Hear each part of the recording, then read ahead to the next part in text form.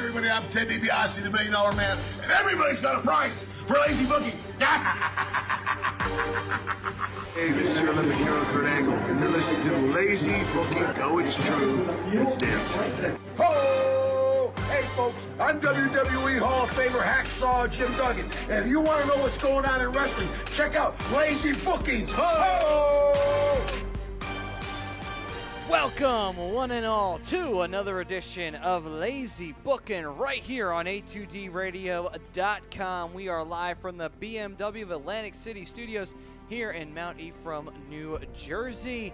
And we are brought to you by Gibson Mayer LLC, your certified public accountants, located at 301 Oxford Valley Road in Yardley, PA. And you can give them a call, 215-369-3300. Tax season did pass, but you know what? It's never too late to get yourself prepared and start saving those receipts, because it's going to come back real quick, like that really nasty rash you just can't get rid of. Finds a way to come back at the worst possible time. So be ready, be prepared, and call Gibson Mayer. And let's hope that rash is not like under the garments, and you know what I'm talking about, because that's a whole other problem we got to talk about. What is wrong with the gift that keeps on giving? Oh, there's a lot of things wrong with that gift. Welcome, guys, to Lazy Booking live on A2DRadio.com. Appreciate you joining us again from BMW of Atlantic City Studios. Matty Sinsuti back again. You got Chrome coming from work, so we got Ryan Brodo on the ones and twos. What's up, Ryan? Hello, guys. How are you? Good. This week's poll question, Brock Lesnar as WWE Champion. This is brought to you by Scanzano Sports, by the way. Scanzanosports.com. As WWE Champion, question is does it do more harm than good? Or is it best for business? It's pretty much, it's a 1-2 shot. Unless you have another opinion, you're welcome to jump in. I'm curious to hear. Join us on Facebook, Periscope, YouTube, all the good stuff. I think it's, for me personally, that's kind of a no-brainer, but that's just me on my side of it. Yeah, listen, we're going to talk Backlash preview today. We're going to do Raw and SmackDown. But I think especially with the way everything's going now, with him being, we were talking about before we went on the air, he's essentially going to be gone until SummerSlam. How it's going to affect the program, how it's going to affect what's going to be, the primary, main event feuds up until that point, and really just the overall landscape. I know we've touched on it before in conversation, but I thought now it's a good time to revisit it, especially with, I think we were all surprised that he went over on Roman at WrestleMania, and then again at the greatest Royal Rumble ever. So let's revisit it. Let's see where we're going here. Facebook jumping in here already. Rob Povia does more harm than good. David Roscoe, what's up, boys? Backlash was stupid. Brock Lesnar is the worst Universal Champion. He says the same thing on YouTube. Nice. Greg Malakovic, is that Tony Montana with the vest on? What you talking, man? No, it's Razor Ramon. Because it's lazy booking. It sure is. Nate Longstreet, kind of like Brock Lesnar, comes at the worst possible time. Greg Malakovic, again, what up, fellas? Does more harm than good, but it's the bed they made, so it is what it is. Have a good show, kids. Thanks, brother. Yeah, even if it is a bed of nails, you still got to lie in it, right? Yeah. Mike Mataraki says, not ideal, but I'm neutral on this. One and only because I'm certain that once he breaks Punk's record, he'll drop the title. Good point. Didn't think of that. Mm-hmm. Mike contributes, usually twice a month or so, every other week or so. He'll be on with us. He's got the night off tonight. We gave him the night off. Aren't we nice? Yeah. Aren't we friggin' nice? That was your decision more than mine because Mike's you're decision. Corporate Chrome, so you make those decisions. I sure as hell am tonight. Yeah. He needs to be well rested after that Sixers debacle last night. We're letting him. What's best for business is give him a night off. Before he just starts hopping on Give the him show. the Brock Lesnar treatment. Yeah. Let him show up when he wants to show up. Before he shows up and starts motherfucking somebody's mother, at that point. then we've gone off the rails. Oh, boy. Have we not gone off the rails already? I like it. That's the job. That's the point. It is. If you don't go off the rails, then we're not doing it right. Greg says, I see both sides of the argument, but I think it makes the other titles more relevant. I like Greg's point, and we're definitely going to get into that. If you split it down the middle, here's the thing. it's not such a bad idea when you have two separate pay-per-views for both brands because the champion will represent and will be there every month. He's just going to be there at select moments every month. Right. Now that it's double branded, it's kind of like, now you start to see where having only a part-timer carry the Universal is going to hurt Raw in the long run. Well, we'll talk about that. Yeah. That's a good point. And Greg says, hashtag corporate chrome. Love it, Maddie. Damn right. So let's dive into Backlash. Sure. We'll run Backlash down, then we'll jump back into this conversation before we hit Raw and SmackDown. So Backlash, or do you have anything on YouTube you want to run down first? Yeah, we've got Y Society Wrestling chiming in. What's up, Y Society Wrestling? Welcome back. He's saying, sup, guys. My Money in the Bank prediction was right. Which Money in the Bank prediction was Which that? one? I know we threw a few things out last week, and we said give us Yeah. 2 weeks to think about it. Yeah. But they went right into it, by the way. 6 weeks out, they're already building, which I like. But Yeah. And then goes on to say, also, Backlash sucked. It was worse than Battleground from last year. That's hard. I mean, I'll be honest. I was there at that one, and damn, the best match was the opening match. Y Society Wrestling. Let me tell you, the first thing I text my buddies, I was there 4th row ringside for Backlash. Or not Backlash, Battleground. I was a little higher up, but yeah. Fucking terrible, by the way. It was awful. But great point. First thing I texted my buddies was, and it wasn't even over, and I said, I didn't know that I would ever see a pay-per-view, at least in the next 5 years, that would be worse than Battleground. And I may have finally seen it. God, it was bad. And you talk about people put the label on the greatest Royal Rumble as a glorified house show with a Royal Rumble match included and gimmicky matches. I tell you what, to me, that was like a SummerSlam as opposed to, do you hear that? There's a storm coming. We got a storm coming, guys, so I think we just heard the first thunder. But his face was priceless. We called down the thunder. Now we're going to get the lightning. We'll see you next week on Thunder. But no, I mean, I thought that made the greatest Royal Rumble look like a SummerSlam pay-per-view. It was awful. It was bad. I don't know. I would put it up there close to a WrestleMania. It was that bad. Yeah. It got that bad. And we're going to go match by match and give our opinions. I even had to have Maddie pull up the card because I literally was so bad I almost forget what the matches were. We'll put it in quotations. Other than the main event. Yeah. Other than the low blow fest that we saw. You know, oh, God. One of the worst parts about it as well is that this was one of, if not the first pay-per-views where they finally introduced those dual-branded, every pay-per-view type, formats. What a way to And this is start it it's like, off. oh, hey, all the superstars from Raw, SmackDown, your favorites on one show. Yeah. Oh, wait, this is what it's going to be? Nope, that doesn't work. Well, it kind of seemed like there was more booking in the commercial that had them booked than this pay-per-view. Well, let's be realistic. That's the funny part is like when they first showed those ads, and then all of a sudden you see in the studio like, and then all of a sudden Sasha showed up like, but she can't sing, so that's probably a bad idea. So this can't be true. Well, listen, when they did the old WrestleMania song back in the day, and they had them all standing in the studio and talking, it worked, and they can't sing. You can do better things. The way that was just goofy. I mean, it is, and that's a great point because you have all these talents now at your disposal in one night. This is your chance to launch this new initiative. And that's what we got. It was bad. It was brutal. You talk about, like you said, the hype for it. They put so much behind it with that whole, we're going to have the stars just be so happy and love is in the air and everything's going to be great. And it shows up at Backlash, and my God, it's like watching someone take a turd right there in the middle of the ring. It was terrible. What was weird about Backlash is supposed to be like the fallout. What else was there for a fallout? There really wasn't anything because everything. Carmella, Charlotte, maybe. Technically, it was the night after, but yeah. that was the SmackDown. Here are the matches that these are the only matches that involved anything from WrestleMania. Okay. It's The Miz and Rollins.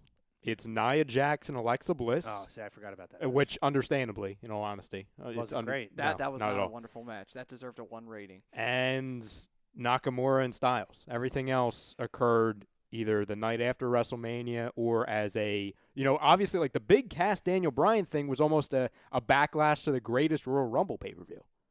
Like that, it had more to do with that pay-per-view as far as backlash than it did WrestleMania. It was only 7 minutes long, by the way. It clocked in at 7 minutes. That's how they put a Daniel Bryan match on the card, and it's only 7 minutes long. Oh, my God. That's just bad. That's just brutal. Mike Klenkoff says Eugene is the best. He could have helped back. Actually, yeah, Eugene could have Maybe. really helped this card. Thomas E. Howard says Braun Strowman's getting a huge push in WWE for gold, and I'd love to see that happen. Bobby Roode last Sunday at Backlash. Did that happen? Was that like an unannounced match or something? Say it again. I'm sorry. The No Way Jose Tango. Right. line. That's okay. Yeah. Yeah, That's that why I was was it. confused by that comment. But yeah, no, weird. I don't know. That would have been a great match to help the card. Like real talk. On the Anything. Braun Strowman point, can I make the argument that Braun Strowman doesn't need a title at the moment? Honestly, no, because his gimmick is so No, over. you can't, right? Well, Yeah, all right, I'm he's gonna go so with that. over that technically to put the belt on him would just be to kind of give reassurance that he's over.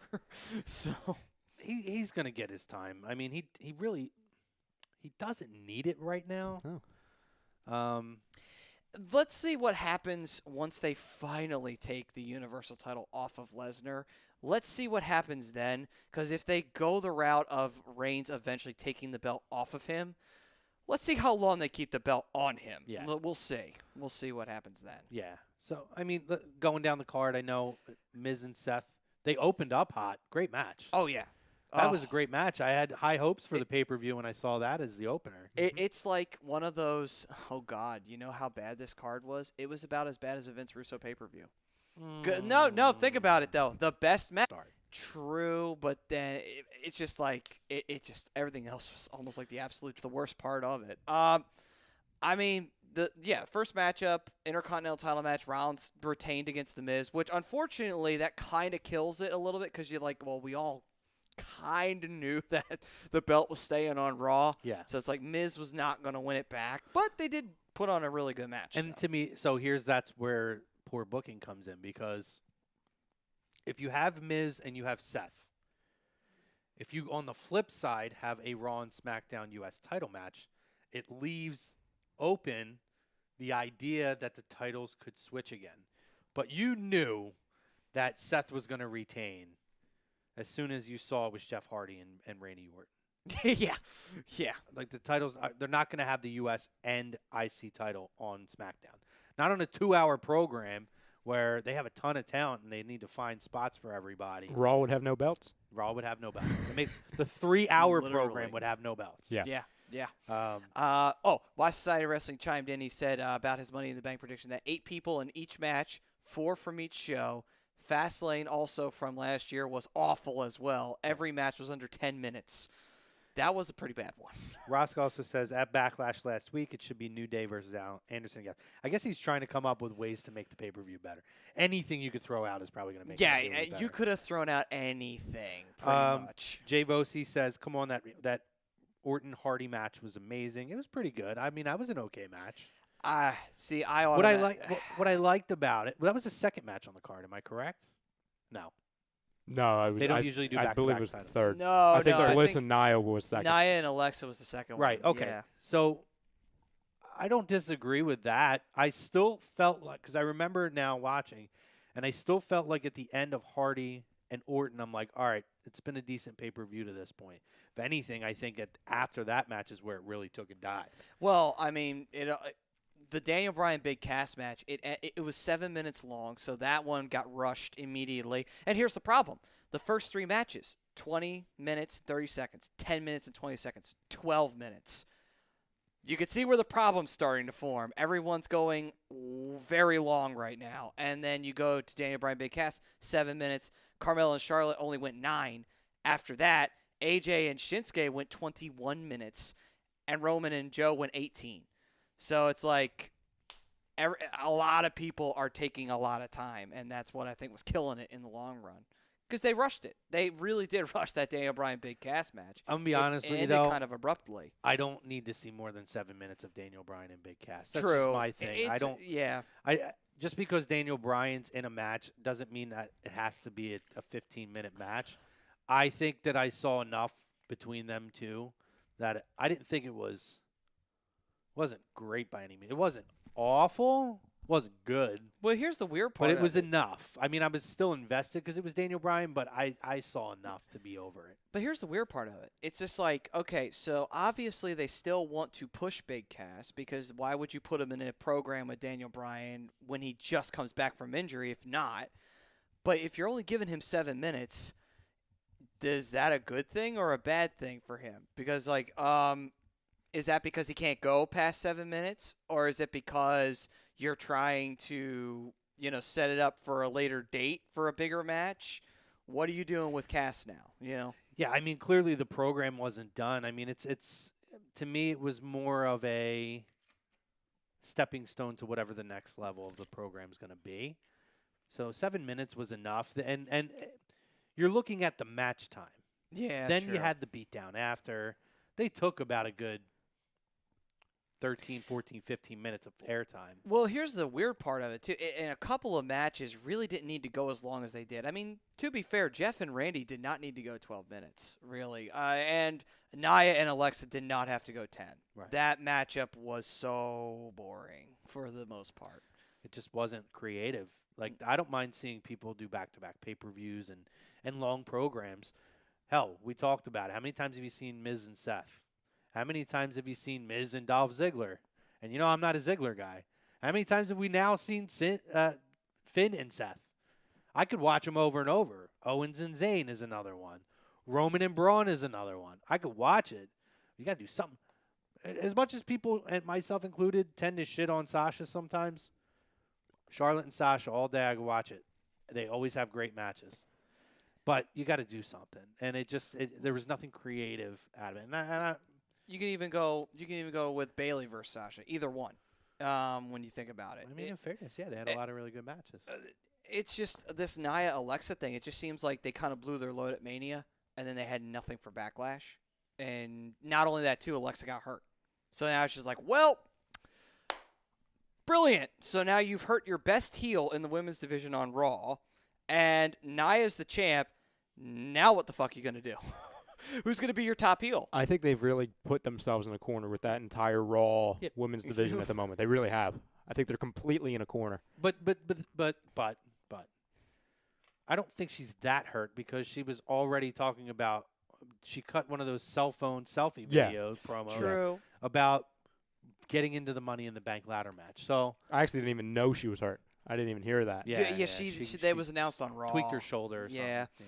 But I mean, that's a good thing, though, that she is going to be able to compete in that. It's just that, I think this should probably be like a warning sign of, okay, we really need to get someone who could be like a plan B really fast. No, here's the thing, right? I like Nia as champion.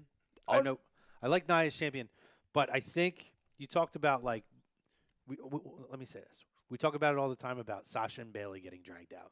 They did the same thing with Nia and Alexa. Like, we know it's coming at some point, and it went months and months. Best friends. Then they're teasing that, Nia's going to finally go after Alexa. Then she's back to randomly being her best friend.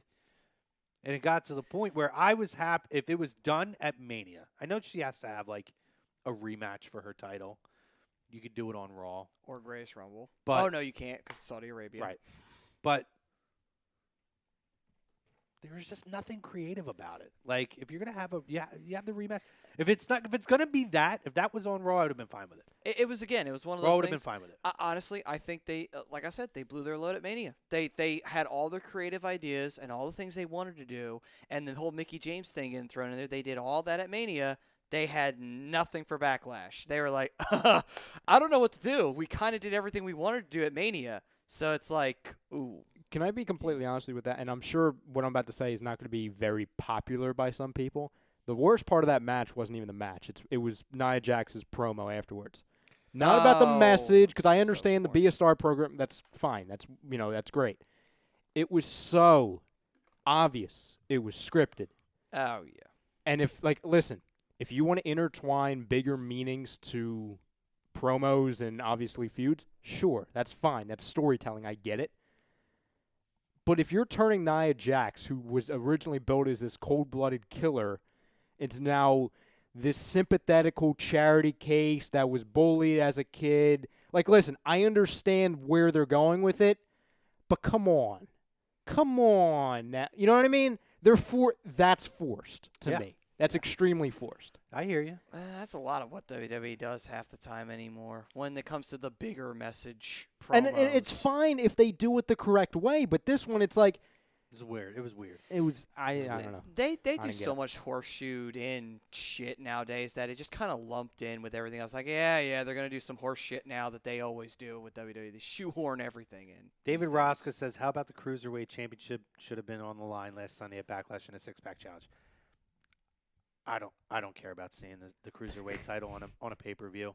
I don't think I you know care people about love it, ever and again. I don't watch it, but I've heard and I can believe it, knowing kind of what the talent's like now, that it's a much better program. I just don't care about it. It's just not. It's just Well, they ruined the Cruiserweight division for me immediately with purple ropes and matches that people didn't care about.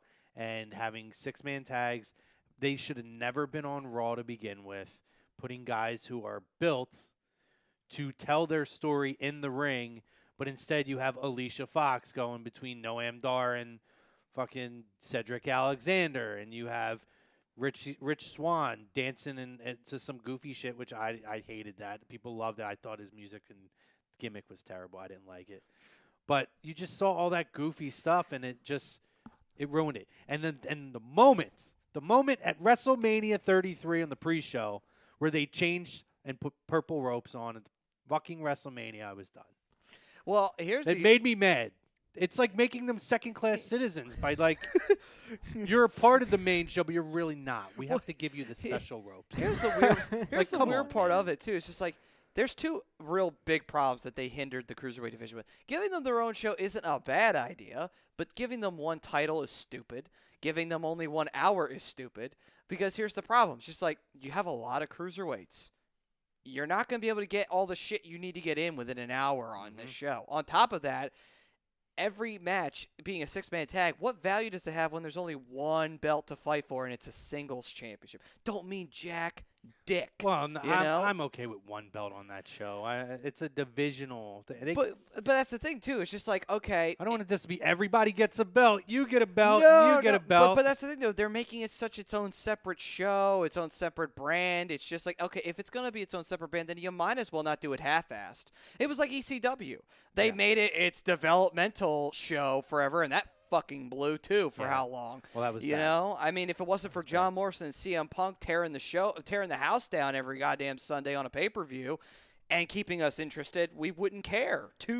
We wouldn't have cared at all. Speaking of CM Punk, we'll get to it later this day in history. Oh. But- I was going to say this last week when we were talking about the Cruiserweights, and listen, this could seem to some people that they're getting relegated. I don't see it that way because I think at most cases, especially after this past pay-per-view, it's probably a better product. I think they screwed up. It is. By not, and you know exactly where I'm going. They should have put the Cruiserweights, they should have aligned them with NXT, made NXT a 2-hour show instead of a 1-hour tape show, and then had the Cruiserweight title along with the the United Kingdom Championship both be defended every TakeOver pay-per-view. My worry with putting them with NXT, I don't want them to be associated as like a developmental, and I feel like you run the risk of doing that, running them. But what I like with that, have them on the same night in the same venue. Like, don't have Cruiserweight guys, end up in an NXT program. No. And I kind of know what you're saying, Well, but and I worry that people's perception is it's an extension now of NXT, and I don't want to see that happen. Well, and then here's the other thing that I was going to bring up with the second issue that they had. They don't treat, like you were saying, with it not being on the main show. Why was the Cruiserweight division, when it originally was around, why did it work? Well, because it was an exclusive to SmackDown. If you wanted to watch Cruiserweights, you had to watch SmackDown. And they had the Cruiserweight title. But also, they did shit with the Cruiserweights outside of the Cruiserweight division. I'm not saying that they have to, but I'm saying, like, at least give them a chance to, like, okay, why don't we do this? Because, yeah, I know this guy's not a cruiserweight, but he works well with cruiserweights. He's not a cruiserweight. Throw him a cruiserweight and see what happens. You might actually get some of your best matches out of it, and you're not going to try it simply because you want to keep the cruiserweights separate from the main roster. Like, that's stupid, and then why the hell is it an exclusive to Raw? It shouldn't even be an exclusive to anything. I'm going to tell you everything that ruined the cruiserweight division out of the gate, because the tournament was great. Oh, it was. Fantastic. It was absolutely. And really got people invested into the division. Mm-hmm. The purple ropes. I don't care. It is a popular opinion. The purple ropes. It is stupid. Turning them into like a sideshow. Little superheroes that they tried marketing them like little superheroes when they first came up. The really lame storylines that they came up with, the guys. Oh, yeah. And like ones outside of, like if they would have just put the main event program on SmackDown or Raw and featured them on there, but then left the other shenanigans on the actual cruiserweight show, it would have been fine. But they started carrying their stupid storylines. Again, I go to it because it was such a terrible storyline, like Alicia Fox and her crazy shit with the cruiserweights. Now people aren't taking it seriously. Big mistake number 3. You picked TJP to be your champion coming out. Oh, the inaugural champion. Awful. And I know some people are hot and cold on the Brian Kendrick. I was never a Brian Kendrick fan. I'm just one of those guys, and I know people loved him in London together. I just personally wasn't into them. I was invested in him coming back. I liked the character he played. I liked how he felt like he was entitled and smug, and he's finally there, and this is his chance. It's his division. I liked that. But I felt like they put TJP in the forefront to start, and then they had him work with Kendrick, which was okay, but it just kind of rolled downhill from there. And then I don't care what people say. I hated Enzo as a champion there. He cut some great promos. Cool. We all know the guy can talk. He's not a cruiserweight.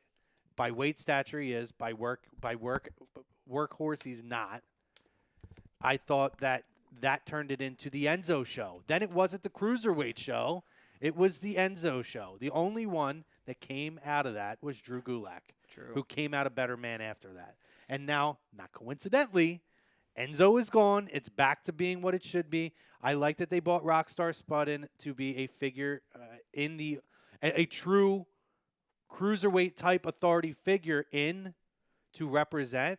And I feel like it's a much more serious program now. And that's what I enjoy. Well, yeah, because that's the thing. Like, and this is the best way to put it, how did WCW get cruiserweights over in the first place? They didn't do stupid shit with them. They just simply said, go out there and wrestle. That's all they asked them to do. The only program that had any substance as far as cutting promos and doing that was the actual title program. Yes. When Chris Jericho had the Cruiserweight title with Dean Malenko and Hoovy Juice, Juventud Guerrero. Eddie Guerrero. When those guys were competing, there was a storyline that had an arc and everything behind it. All the other guys just went out there and worked. And wrestled. And guess what? People love the guys that worked for it, too. They let them tell their story in the ring. Yeah. And we look at those guys now. Look at what they became. Eddie Guerrero became a WWE champion off of that. Dean Malenko went on to have a successful career in WWE. A minor success, but he still had some really great matches beyond that. Rey Mysterio went on to become one of the biggest selling superstars ever in WWE history.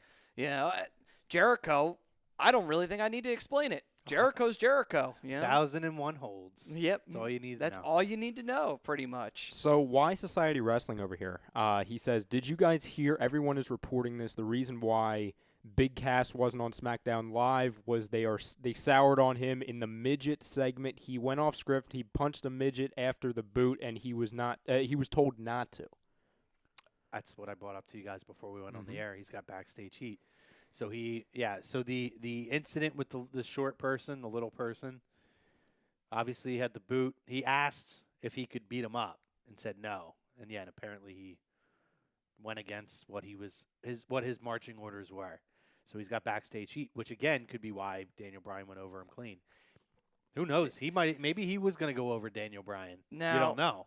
Okay. But I've heard that very, very, very poignantly that was a huge no-no. So did they ask the guy, like the midget guy, or I know he asked WWE talent or he asked the bookers about it, and he was told a hard no. A hard no. That's what I read. I was going to bring this up earlier, by the way. Not to do that. On that feud, that when you guys were talking about feuds that you can actually prolong and they make sense, they're entertaining, I was worried about this feud from the get-go because it didn't make any sense. These were literally two guys, arguably the two guys at the top of this category that could not afford to lose. I understand Daniel Bryan is sympathetic and, he's going to lose. He's not this, undefeated guy. Like, he's one of the smaller guys. He's underdog. So he's going to take more pins than maybe he should just because that fits his character. Big Cass should not be in this feud. No, not really. It's like Enzo's not around now, so they're going back to the same program that would have been Enzo, segment. and they're subbing in Daniel Bryan for it. But it's stupid. It's a waste of time. It's a waste of anything Big Cass can do. It's a waste of Daniel Bryan's time on top of it because he should be doing a hell of a lot more than this. They're trying to kill time before they get to the Miz in a Yeah, couple months. pretty But much. the mistake they made is they bought Cass back a heel again. Yes. He should have came back as a face. He would have been great to either win the Battle Royal at WrestleMania or to be Braun's tag He's team a tag partner. guy. That's just what he is. I at the don't moment. think I think he could be a single star. He needs work. He does need work. I'm not saying put him in the main event picture now. You could have a feud with a singles feud with anybody at this point. Him and Drew McIntyre could have a great feud at this point if he was a face. They're two big guys. I think Cass can work a little bit. That'd be a hell of a tag team. I think he needs some work, but I don't think he's green. I think he can work a little bit. I just think, like you said, what he needs work on is he's been a tag team star for so long now. Having to have the full responsibility of an entire match to tell a story and to be able to be creative, that he needs a little bit of work on. Here's his problem as well, and this is not And his promos are robotic. It's not a shot at Cass by any means because obviously the guys I'm about to bring up have been in the business and they're obviously more treasured than Big Cass. So obviously if he's up at their standards, that's great for him. He's on a show, SmackDown Live, the same show as Samoa Joe, AJ Styles, Nakamura, etc. Daniel Bryan. So if you're trying to push him as a top guy or even a top guy, just mid-card standards as a heel, it's the wrong show to do it, in my opinion. Yeah, no, and when you look at WWE and again, their formula, there's always a couple of big guys at one point. You had Big Show, Undertaker, Kane. Previous years you had Andre the Giant, you had King Kong Bundy. He's a little bit of a different big, but, Yokozuna, you had these guys, whether it's big in stature or big in stature. So it's knowing now that you have the big shows who are now going to be gone, and you have, Undertaker's hitting the twilight. Kane, Glenn Jacobs just won his election, so all intents and purposes, he's going to be gone. I could see them, we have Braun, but they're going to want to have other big guys who could be formidable opponents down the road. Yeah, I mean, the thing about it is too is that again with Big Cass, I think it's weird. And why Saturday Wrestling brings up a really good point. Cass should have been the one teaming with Ziggler so that McIntyre could get the singles push on SmackDown. I mean, that's what he's saying. Yeah, I disagree. I think what Ziggler needed is a charismatic guy who can just kick ass. And McIntyre is so good at that role. It's the best part of Raw. They're repeating and recycling the Kevin Nash, Diesel, Shawn Michaels thing. And if there's two guys to put in that spot for me, these are the guys to do it right now. Cass, there's just not enough there yet. He'll get there, but there's not enough there yet. Well, the weird part of it is, too, is that, like, obviously the injury didn't help nothing. On top of that, though, Cass, he, like you said, his promos being robotic. I think, unfortunately, he hasn't really had the match. And that's another thing that hurts, too. It's just like we're waiting for that moment where it's like, okay, I believe it now. It's like you don't right now because really they're putting him in foolish programs, which we talked about, the big guy versus the little guy. It's like, that's not necessary at this point in time. You know, it really isn't. It's like you're basically saying, Big Cass, we're just going to feed you to Daniel Bryan because we have nothing better for you to do. It's like, I don't think the intention was to feed him. I think he made his bet and he has to lay in it now. Yeah. I think Cass was probably going to go over. That's just my opinion. I think Daniel Bryan. Daniel Bryan, you don't want to see him lose coming back, but he can afford a loss. Mm-hmm. Let's guess what? Spoiler alert, because we're going to talk about SmackDown. He lost clean to Rusev. That ain't going to hurt him. no. You know, if a guy needs a win, Daniel Bryan will lay down and give the guy the win. And I think Cass could have used that win. But you decide you want to go rogue and do your own thing, guess what, brother? Ask your boy Enzo what happens when you start doing that shit. The one thing is why I wanted to touch on, it's a great point on how you had said they should have brought Big Cass back as not a heel but a face. It's amazing how far Big Cass has fallen, not only just as a competitor but as singles competitor, because right at the beginning, when they were starting to branch off from his tag team days and he was involved in that fatal four-way on Monday Night Raw with Kevin Owens, Seth Rollins, Roman Reigns, and obviously Big Cass, it was those four for the title. That was right after Finn Balor got hurt. Mm-hmm. And obviously that's when Kevin Owens ended up winning. All of us were kind of hoping Big Cass would win. Mm-hmm. And it's amazing that a guy who was not even close to being ready at the time, because that was almost 2 years ago. Yeah. And now we can't stand him. He's nothing. It's just amazing. And that's just what putting guys in the wrong situations does. Because it looked like he was off to such a hot start. He was going to be ready to go. It's bad booking. Quick, just because I know he's not going to be on for long. My cousin is getting married this weekend. Oh, nice. So I'm going to be going there. He did chime in and said, nice haircut. That's for your wedding, buddy. But he's marrying his beautiful fiancée, Terry. So congratulations. Congratulations from the crew here at A2D and Lazy Booking. Absolutely. Enjoy. We're going to have a hell of a time this weekend in Wildwood. So I just want to make sure I got it while he could hear us say that. Of course. I do have some Facebook. So Chris Pappas, my buddy, we call him Uptown Pappas. Very nice. He has a nickname. Yeah, we gave him a wrestling gimmick, Uptown Pappas. He says Rhino sucks. Who he cut a promo on Rhino at WrestleMania at Access, and Vinny Curry retweeted it and told him.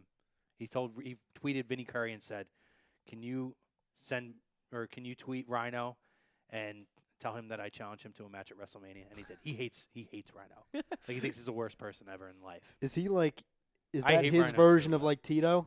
Probably. Like your guy is Tito, his guy is Rhino? So the very first NXT that they did at WrestleMania weekend was not aired. It was WrestleMania 31 in San Jose. And it was kind of this is before they started doing the takeover specials. Mm-hmm. And it was kind of a, let's see how this does. And it started, local time, it was late. Like, I don't think it ended until after midnight. So you're talking it would have been like middle of the night here. But we went, and it was awesome. It was like Finn and Neville were the final, were the main event. Ooh, I'm drawing a blank for a second. But anyway, we were there, and Rhino made an appearance, and he actually left. He's like, fuck this. Between the guys sitting in front of me, it's annoying me, and I have to sit here and watch Rhino in 2000 and that time, 15, I'm fucking done. He left an NXT special because he hates Rhino so much. Oh, my God. That is how much he hates Rhino. I feel like I remember. I don't know that I would have left Tito. I remember reading about that, about Rhino showing up. Yeah. I remember that, actually. I don't think I would have left. I would leave if Tito shows up. I would probably throw my soda or beer at him. But yeah, Tom Arnone chimes in. He's chopping What's up, people boys? Now. What's up, Thomas McMahon? He's chopping people now. Chops up. Woo! Jay Vosi says, do you think they should give the women their own show like they do the cruiserweights? Absolutely not. No. Nope. Nope, because, again, first of all, you're talking PR. You do not want to start segregating women from men. No. Secondly, although we talk about, Alexa, it's been a rough week or two for the women. The 2 weeks before then, they own shit. You got great talents like Ruby Riott. Her match with Sasha Banks a couple weeks ago was fantastic. you had that that 6-woman match last week with Charlotte, Asuka, Becky Lynch against the Iconics. I love the Iconics. And Carmella, fantastic freaking match. Well worthy of being a main event match. And I absolutely do not believe that those women should be relegated to their own show. No, I had said earlier as well, and I got a text someone that's watching the show. He was like, "What are you talking about?" Because I had said that the women on Raw, they kind of put themselves in the corner at the moment. They have so many promising stars. Okay, you have the likes of obviously Nia Jax, Alexa Bliss.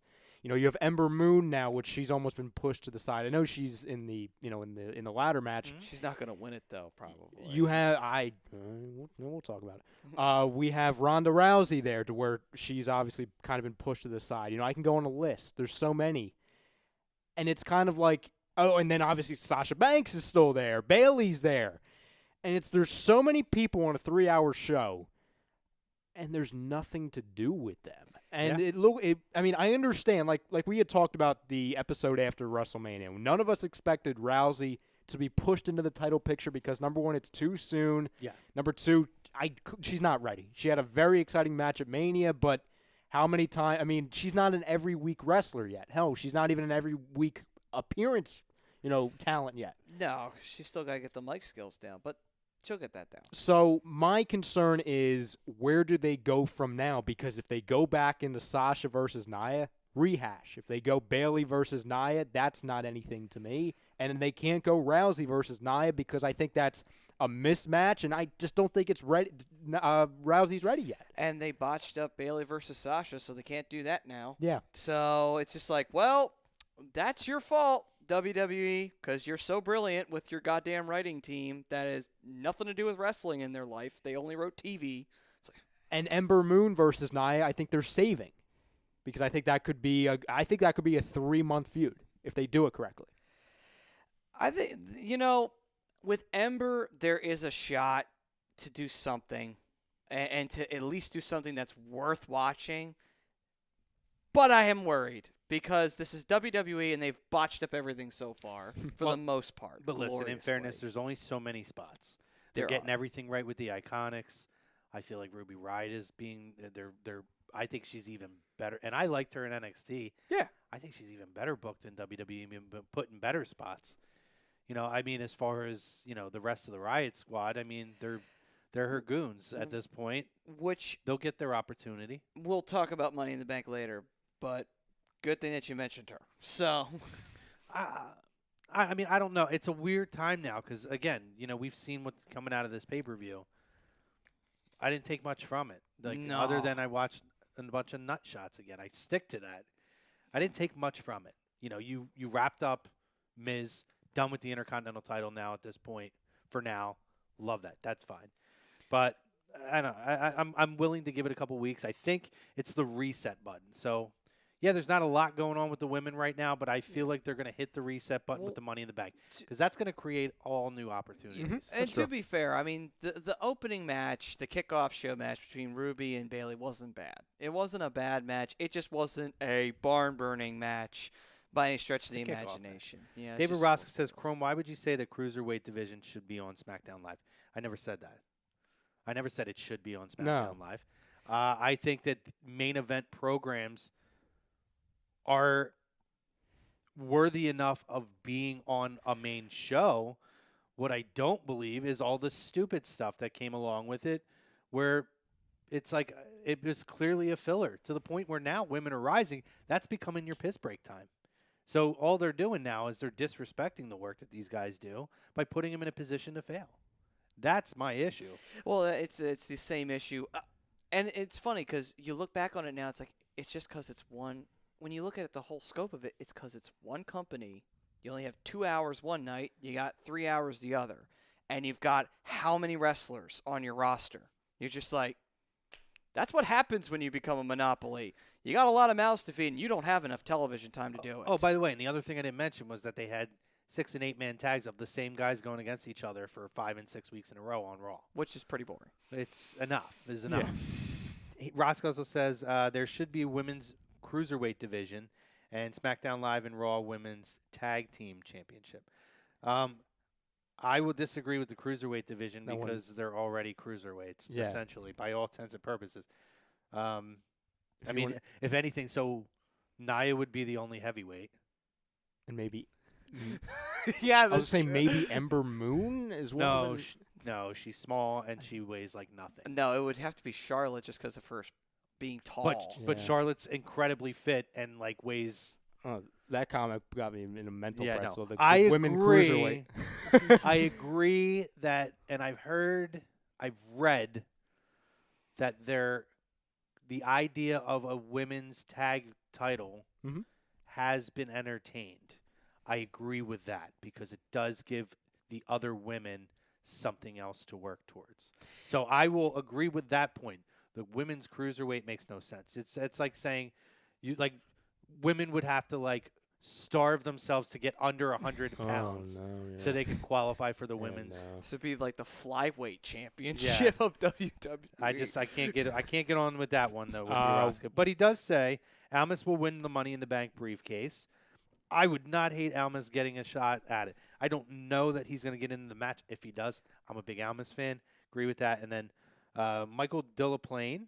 What's up, Michael? New name. I haven't seen you before, so welcome to the show. What do you think about adding a 6-man tag championship? I love this question because it works in New Japan so well. And ROH. And ROH, right. I would say, actually, that's not a bad thing to do for the cruiserweights. Because you have the 6-man. Nope. I'm not saying it's only just for them. You can have it commingled. It doesn't have to be just one side gets them.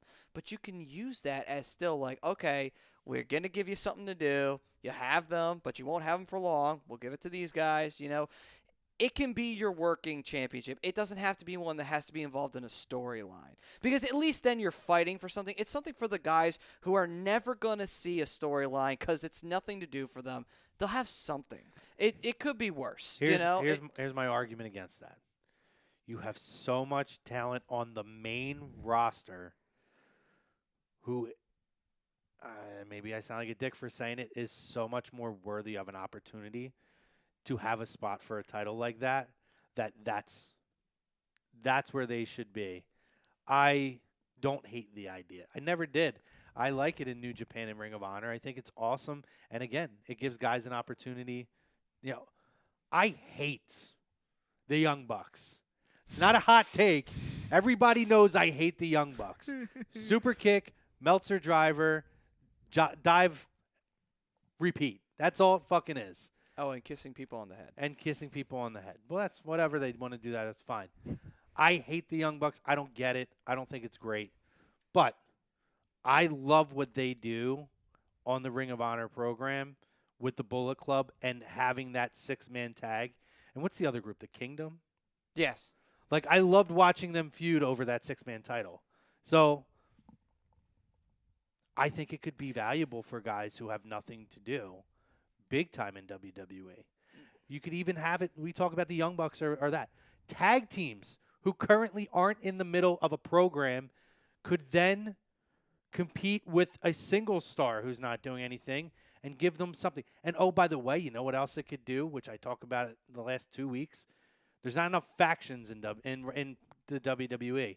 They've gotten away from that for the most part. Every time they put the Balor Club together, broken up in a month. They put the club together, broken up in a month. You could create factions, and then it has a meaningful purpose for a lot of guys. That's what I like about it. So with that being said, do you want to run down the rest of the card or? No, I'm done with it. All right. Samoa Joe and Roman Reigns was what it was. And apparently, from what Y Society Wrestling said, he said also Vince said the fans walking out during the Reigns and Joe was an eye-opener. I don't think it was an eye-opener. I don't know about that. This is Vince McMahon. He could be very pig-headed about things. When he sets his mind on something, he sticks to it on multiple occasions. I don't think it was a good spot for Joe.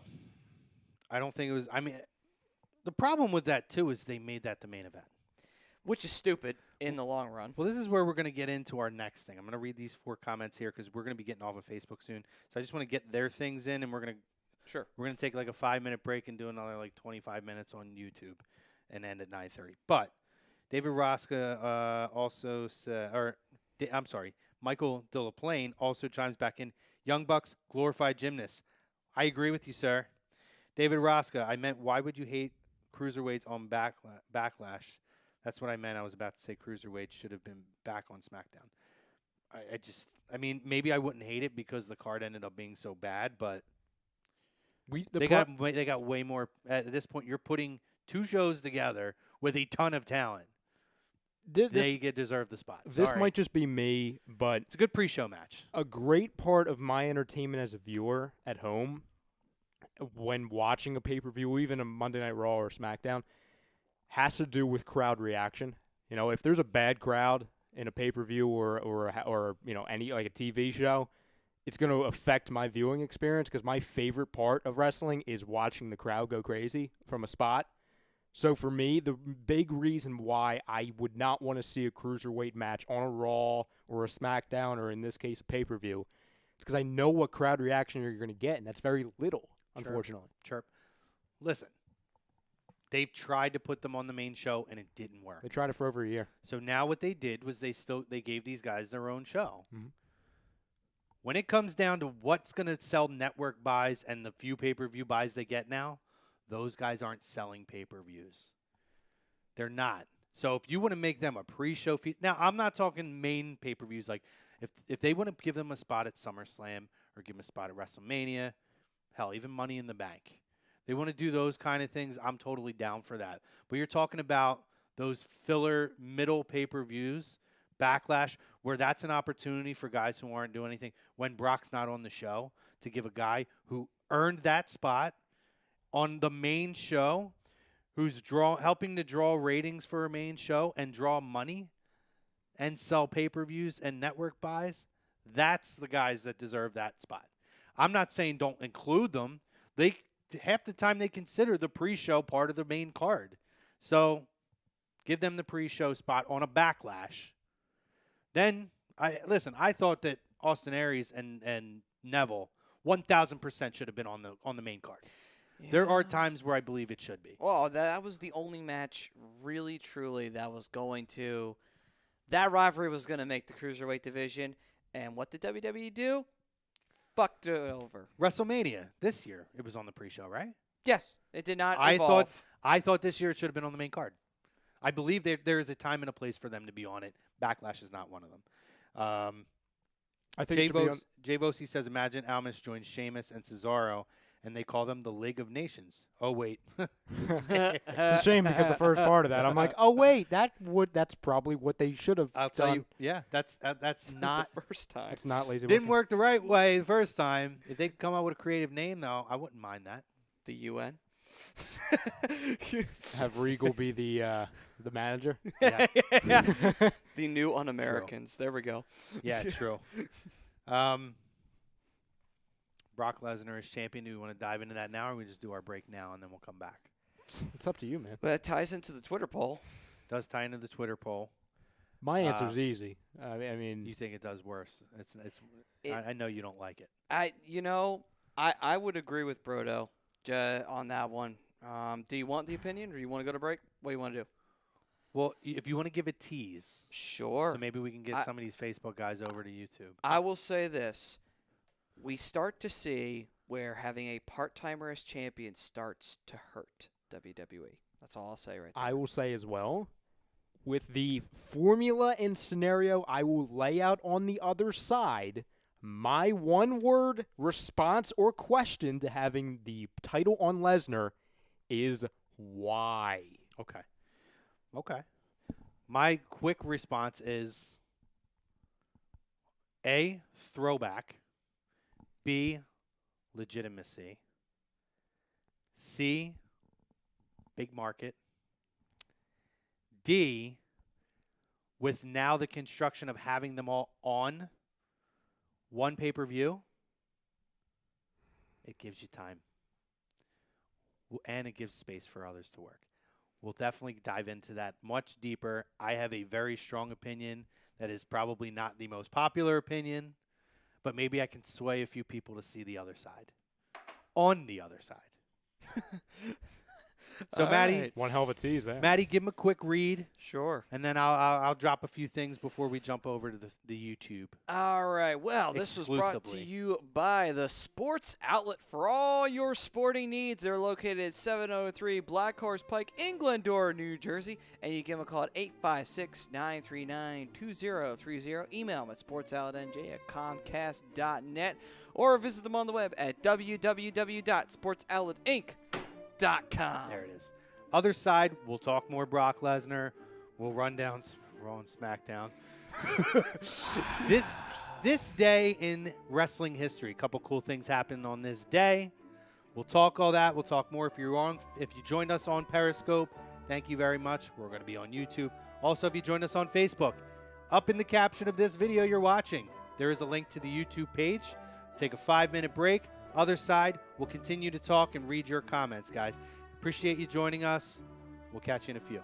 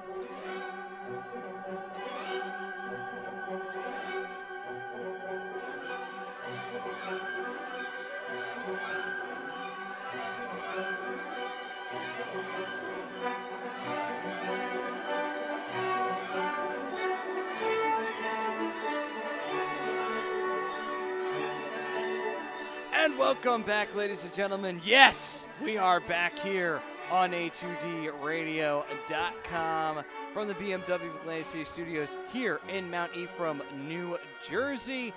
And we are brought to you by Scanzano Sports Center, located in 5 Carnegie Plaza in Cherry Hill, New Jersey. You can give them a call at 856-889-3434 or visit them on the web at www.scanzanosports.com. Dynamite Paper Slam, Maddie, live from the BMW Atlantic City Studios, BMWAtlanticCity.com. Second half of Lazy Booking. I almost said Stream Smart. I keep saying that, Ryan. I got to get too many S's. Just roll with it. Say Stream Smart. Our Scanzano Sports and Stream Smart. We'll give them that this week. Poll question of the week. Brock Lesnar as Universal Champion. Best for business or not? Just not good. So let's talk about it. We touched on it at the end there because we had a whole lot that ended up growing out of it organically, our conversations. So let's get into it. We dropped a few teasers about it. If you jumped over from Periscope or from Facebook to YouTube, thanks for making the jump. If you stuck with us, thank you so much. So let's go down the line, fellas. I'm going to go last because I'm going to have probably the least agreed opinion on this. So who wants to go first? Go ahead, Maddie. All right, Maddie. Let's see what you got. Buddy. All right. So my reasoning for saying it's going to hurt is for this.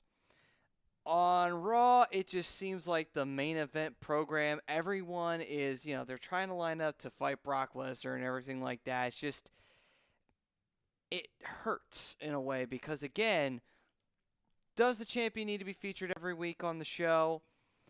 I guess you can say no, but at the same time, too, it just kind of seems like, well, then what's the point of even just keeping it on him at this point in time? It's just like, why? It doesn't matter. It's like the belt is just going to stay on him until he dies. So at this point in time, it's just like, you know what?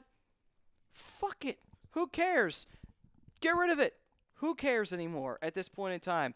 The guy's had it for this long. You're not going to put the belt on anybody else. It's clear as daylight right now. You're not putting it on Roman because he's not over.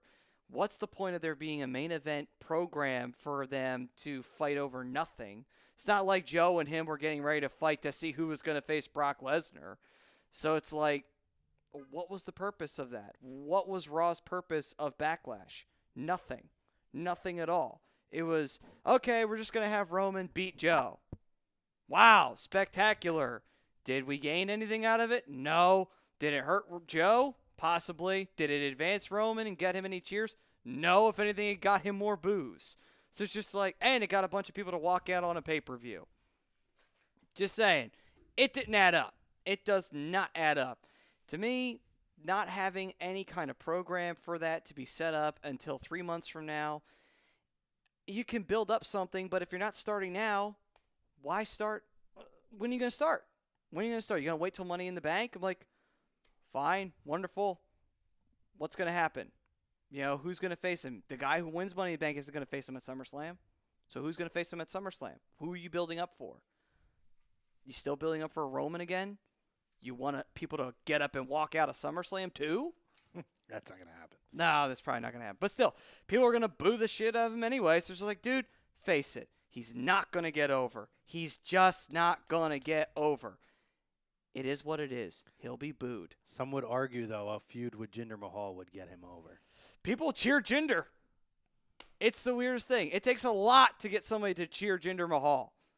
But they managed to do it. I will give them that credit. They accomplished one thing this week. They got people to cheer for Jinder Mahal. I will give them that. What do you got, Ryan? For me, it comes down to one specific thing. Name me the last time the casual fan, or I'll put myself in this argument as well. I can't name the last time I was legitimately suspenseful and eager to see what an outcome would be in a Brock Lesnar WWE title match. I can't remember the last time because for the last, it seems like 2 years, I've known the outcome before they've even entered the ring. So that's number one. That's when he's actually here. That's when we get a chance to see him 4 times a year. When he's not here, and I understand it helps out the other belts. I understand that. Makes me care about it because, oh, wait, those are the belts that are actually seen every week. When I see Brock Lesnar, I don't think, again, he needs the title to make him legitimate. He's legitimate wherever he goes, without a belt. So he doesn't need it. Why does the title need him? It doesn't. The title is supposed to be the top guy, the most hardworking, at least it used to be, not the biggest name. If it was the biggest name, it would be on Cena. I mean, if we're going to be honest with ourselves. And I understand Cena's not a full-time guy anymore, but at least he shows up 8 times a year, not 3. So for me, I should actually care about what happens with a title. Not, let's see what happens as they build towards whoever he's going to not drop the title to the next pay-per-view. Or let's see what happens as they kill time before he faces Roman again. I like Lesnar, but the crowd doesn't care anymore. I don't care anymore, and that's really bad with the main title. That's really bad. Okay. All right. Fair enough. I would disagree that it's the main title. It's the WWE title. It's on the B show. Doesn't matter. It's got the number one over guy in the company with AJ Styles. It's a reason to watch SmackDown when people don't give a shit about SmackDown. When they had to basically raid the Raw roster to make it something more relevant than AJ Styles. But I remember the days when there was 4 pay-per-views and feuds had time to grow and breed. And I remember the days when there was only 3 titles to compete for. The WWF title, the Intercontinental title, the Tag Team title. When you talk about, who cares about Samoa Joe and who cares about Roman Reigns? I remember the days when guys just had featured matches because they had heat. Didn't have to involve a title. What I like, and now I think it's even more magnified with cross-branding, you still have a main event world title match. It doesn't have to be the Universal title match. The WWE title will feature every pay-per-view.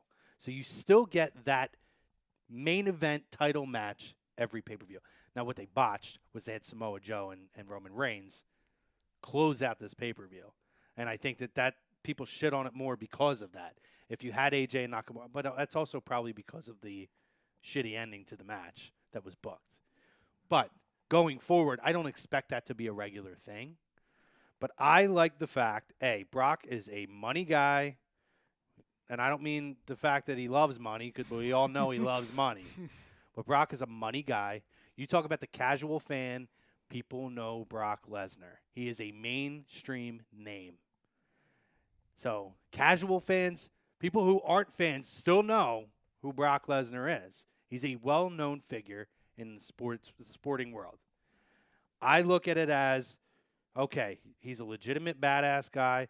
I remember the days when Hogan defended the title 4 or 5 times a year, a couple times maybe on a Saturday night's main event, different things like that. And those matches all ended in shitty endings. Every time it was a count out or a disqualification match. But those days, it allowed feuds to breed. I always go back to Andre and Hogan, and I go back to Macho Man and Hogan, the build-up over a year to get to that, which started without even a title involved.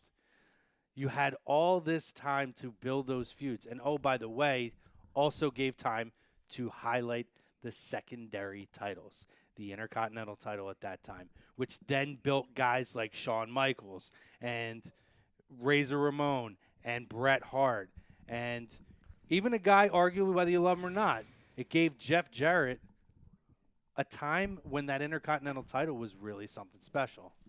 I know nothing.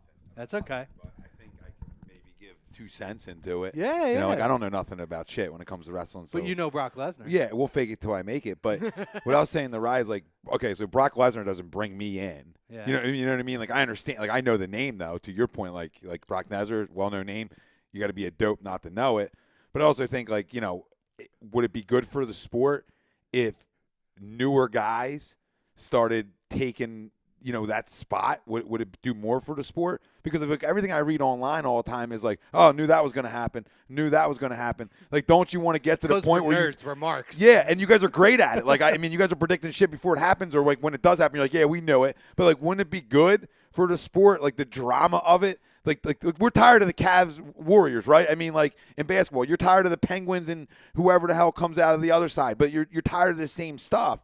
And, like, what's good for sports is, yeah, dynasties are great, but also, like, the sneak-ups are great, too. The Eagles winning a Super Bowl is great for the NFL. It's great for sports. You know what I mean? So that plays a part, too, where, like, wouldn't you want to see some of these other guys win these big matches or some unknown guys that come out of nowhere just to, oh, wow, that got me. You know what I mean? That smacked me across the face. Didn't see that coming. That's all I got. I know shit. Yeah. Dynamite dropping, Monty. Yeah. Those broadcasting classes are really starting to pay off. Well, 20,000 later, we're here, baby. But here's a perfect example to piggyback off of that. 99, Triple H. He was just a mid-card guy. They never really thought he was going to be a main event talent. He wins the match, even though he should have won it that year at SummerSlam, but Austin refused to do the job for him. Mm-hmm. Mankind does it for him the following night on Raw. No one believed it at first. People thought, Triple H isn't a real champion. Who really thinks he's going to? But eventually, what happened? He started dogging The Rock. He started dogging Austin. Austin had to leave because of an injury. And then it was left to him and The Rock to try and make something happen. And he got over as one of the most hated, despised human beings. Probably people debated whether or not killing him and going to jail because that's how much they hated him. And he got over just on a whim of saying, you know what, let's put the belt on him because we got nobody else to put the belt on. You know? And that was also because they had so few people at that time. But it wasn't really expected. I don't think anyone really thought they were going to put the belt on him. Great first appearance on Lazy Booking, by the way, brother. Yeah. Yeah, first run in. And then on top of popped his cherry. Yeah. With a bang. Promo. But again, though, it's just like, okay, they took a chance. It did pay off, though, in the long run. It didn't work at first immediately, but they got it over eventually. So what's the worst thing about taking a chance of saying, you know what?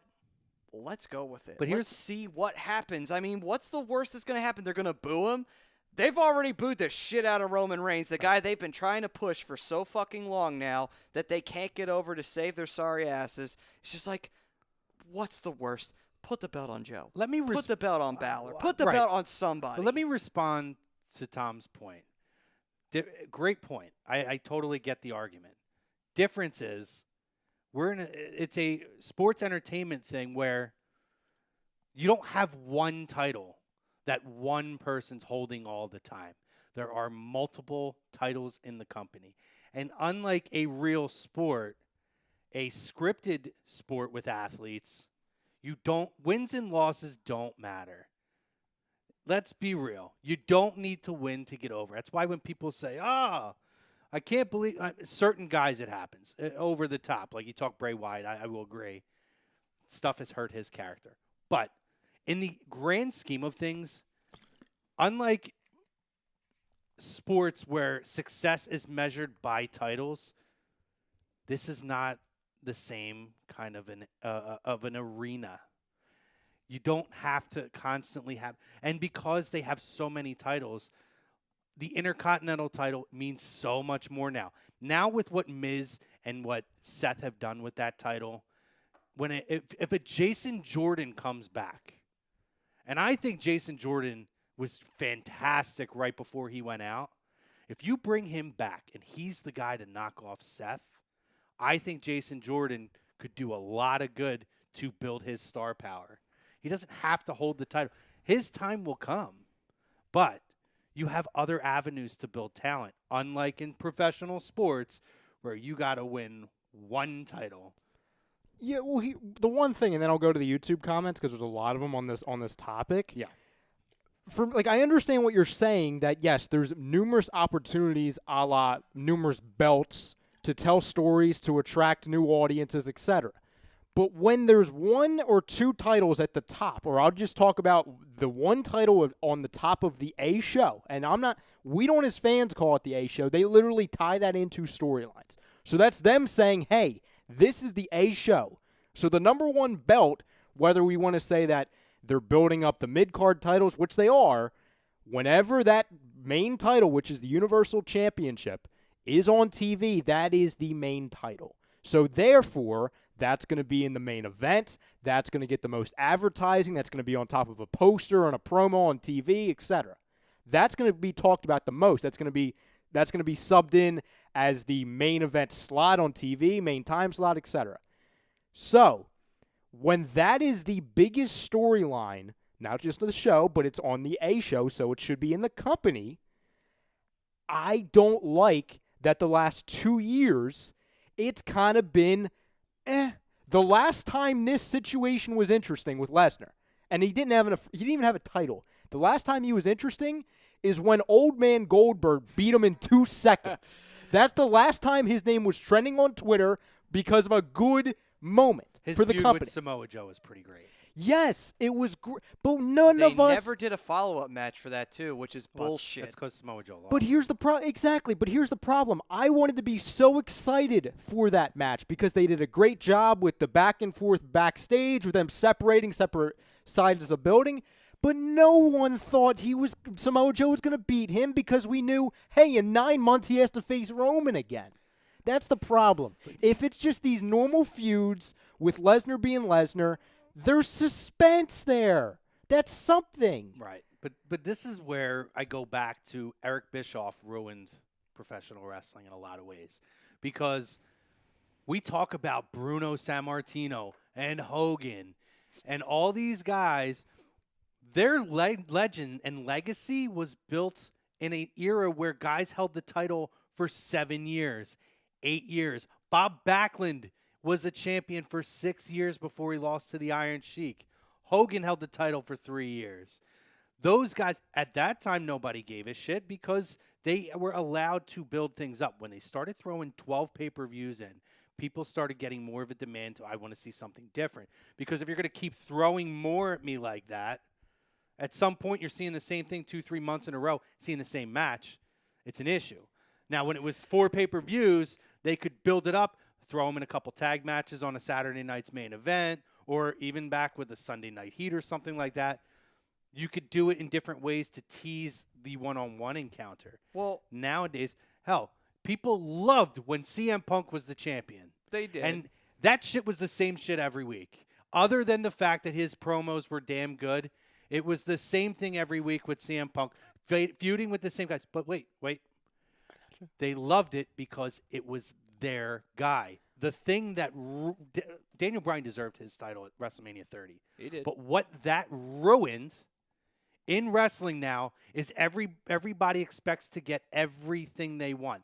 This is the anointed guy. Will never accept anybody else. That's the problem. So they expect that you're going to get your point in. I know. They expect that now, if we boo, they'll give us what we want. And that's not how it works. They tried to give Jinder a shot, and people shit all over it. They wanted Roman to be the champion. They gave it to them, and now they've been shitting on him for 2 years. Let's not act like they didn't give people young guys a chance. No. Roman he's still a young guy. He was a young guy, and they shit all over him. Here's what happened, and this is exactly, we talked about the fans doing this, but here's the exact reason why they did it. The moment that Roman Reigns was pushed to that level, WWE made it very obviously clear that they were going to try and make this guy the next John Cena, and that was the moment. Why not? But that's the thing. Everyone wanted it but until they got it. Here's the thing, though. Once they heard John Cena, instant hate because they don't want it again. They don't want. But John Cena was the next. Like that. There's always a marquee guy who is the company is built around. There was John Cena, or there was Hogan. They needed a Hogan for a while. They went, and now John Cena ended up being the next guy. Shawn Michaels arguably could be a guy in that conversation. They're always looking for the next guy. There's always a figurehead, always. But again, we go back to that when you were talking about the anointed men. You know, but at the same time too, it's just like, yeah, we wanted Roman, but we didn't Roman that bad, you know. And I think that's immediately what happened. The fans just totally turned. We're gonna get that. Ryan's point in. We're gonna read down some Facebook real quick, and then I'm just gonna throw in this day in wrestling. We can't. I got to go back to something you had said when you brought up Daniel Bryan and CM Punk. Okay, you can't bring up CM Punk and Daniel Bryan to me in a Brock Lesnar argument because those two were here every week. They didn't disappear for 6 months, or they didn't only wrestle 4 times a year. But the point of that was in response to Tom saying young guys should have the opportunity, which I agree with. But whether they're here every week or they're here every 2 months or 3 months, if it's not their guy, if people if Brock Lesnar was their guy, if CM Punk came back now and was there 4 times a year, I guarantee you he would still be crazy over. Absolutely. People would love that shit because he's their guy. Yes, See, but here's my That's where the hypocrisy here's in it comes in. Here's why, and I'm not talking about the hypocrisy. I'm talking about, like, is it too bad to take chances? Because I feel like WWE just refuses to do that nowadays. They're so afraid Jinder of taking Mahal was a risk. a pretty damn big chance. No, that was a big chance, but it wasn't a chance that was guaranteed to go one way. They pretty much took a chance of, okay, well, it's either going to go really bad or it's going to go really good. And it went really bad. The thing is, you have guys that you can easily say, well, we'll take a chance on him, but there's already fan support for him. There's a good chance this could wind up working in our favor. I love when Ryan wants to make a point because his hands. I know. I'm going crazy because I'm like in a box over here. I know where to go. With Jinder Mahal, it was kind of like, okay, immediately got thrusted into the main event. Unfortunately, he got put in a bad spot immediately because this guy a few months ago was not even on pay-per-views, couldn't beat Balor on a Raw. Next thing you know, he's winning the WWE title. He kind of got fucked right from the very beginning of his title reign, so I wouldn't necessarily blame him for that. It was more like they just put the belt on him and said, here, go try and see if you can get over. Like, you did no build-up. You did nothing. What are you doing? Like, that's a crazy thing to do on a guy. I'm not saying that that's a risk, but that's not the risk I'm talking about. I'm talking about a risk of, you know what? The guy already has credit. The guy already has fans. The guy already has support. Let's see what happens when we put a belt on him, and let's see what happens when he's the champ. Let's just see what happens. What's the worst? It doesn't work out, then we know we could take the belt off of him and build him back up. I don't want to see a new champion every 2 months. No, That's no. the risk. I'm not saying that. But that's the I'm not saying risk that. you start running when you start doing that. I'm not saying that. I'm just saying, like, once you find it that works, you're good. Right now, they haven't found what works because now it's Lesnar and it's on repeat and no one wants to see it. And then on top of that, they want to try and get Roman. Nobody wants Roman. It's just like, well, now you have to start digging in here and looking at your depth and say, you know what? Let's go with him and let's see what happens because it's not going to work with Roman and nobody wants to keep seeing Brock every 5 months. I think they should keep This is the last thing I'll say because obviously the YouTube comments and I want you to run down your thing.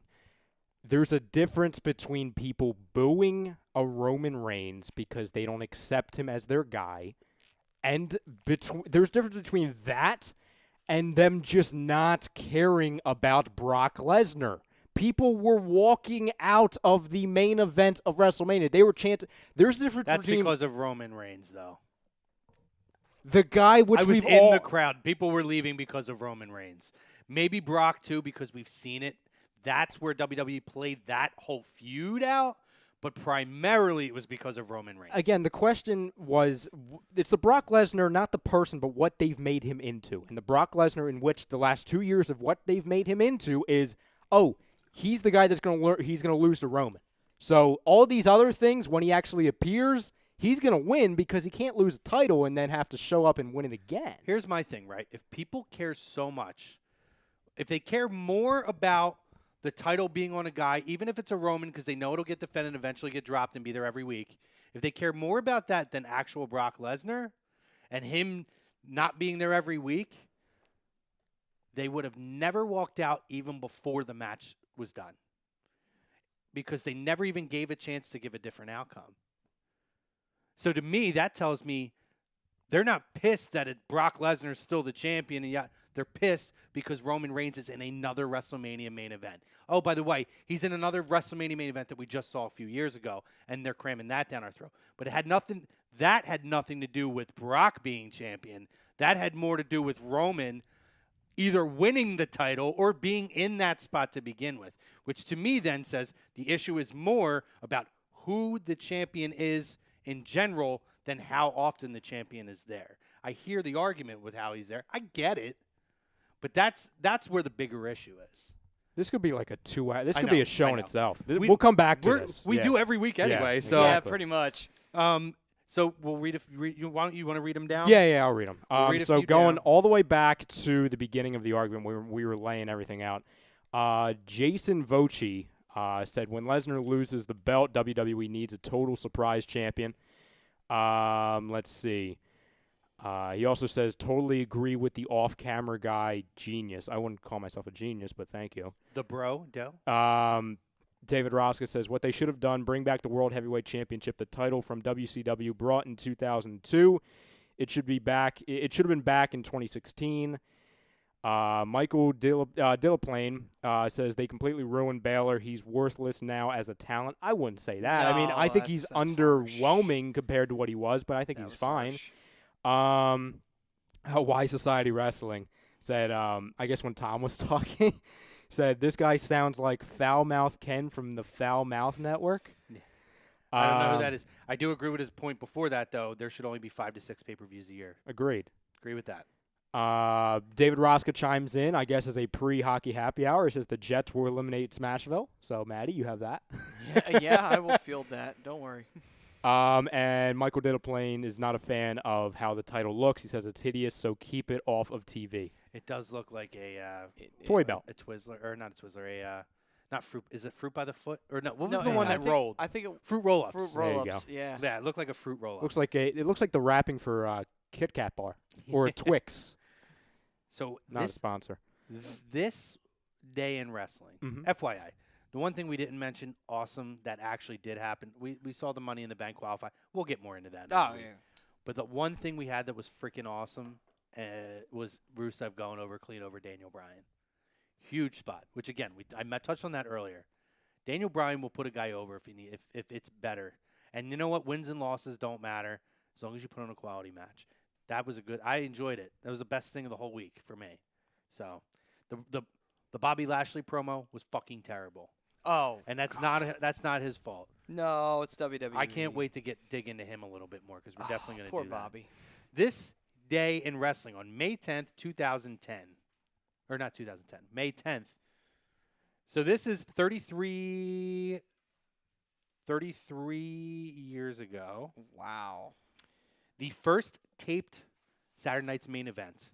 Oh, wow. From the Nassau Coliseum. Oh, by the way, I talked about Hogan in disqualification matches for the title. Defeated Bob Orton via disqualification to retain the title on that show. Who was not on that show? Tito Santana. Because he sucks. Wendy Richter defeated the Fabulous Moolah to retain the WWF Women's title. Junkyard Dog defeated Pete Doherty. I don't even know the hell that is. Ricky Steamboat in the U.S. Express, which was Barry Windham and Mike Rotundo, defeated Nikolai Volkov, the Iron Sheik, and George Steele. They had dark matches on there, too. And watch out, buddy. No, we're finishing up here.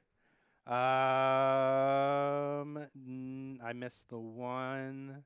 CM Punk. Oh, no. Tom. Is Tom up there? Yeah, he's here. 17 years ago today, ironically enough, because it's back, the XFL was officially, the press conference that the XFL was being shut down happened 17 years ago today. Congratulations. Happy anniversary. And now it's 17 years circle. ago today, yep. It's come full circle because now it's making a comeback. Yep. 13 years ago, the Amazing Red receives a WWE tryout at SmackDown in Reading. He would not be signed, but his opponent would be, who was CM Punk, who was a Ring of Honor star at that time. Jimmy Jacobs also defeated Eddie Guerrero by disqualification in that. There was another one I wanted to highlight on here, but I don't know where it is. So we'll call it a day on that. That's what we got, guys. All right. All right, then. Interesting. I thought the XFL one was pretty interesting. That is pretty interesting. Saturday night's main event. Yeah. So first ever one. Guys, thanks for joining us. Maddie's going to do the readout, but thanks for joining us. Hopefully next week we'll have a little bit better Raw and SmackDown because I was very underwhelmed this week. Well, you can only hope. Hopefully Bobby Lashley doesn't thank his sisters this week. What do you got, Maddie? All right. All this was brought to you by Gibson Mayer LLC, your certified public accountants. They're located at 301 Oxford Valley Road in Yardley, PA. And you can give them a call at 215-369-3300. Hey, tax season did pass, but it does come back. It's the gift that keeps on giving. So be ready, be prepared, and call Gibson Mayer. Thanks to Scanzano Sports as well. Guys, Hockey Happy Hour is coming in about 24 minutes. Stay tuned. Lots of playoff talk. Penguins got eliminated. Fuck them. Yes. Awesome. Thanks for joining us, guys. We'll see you next week.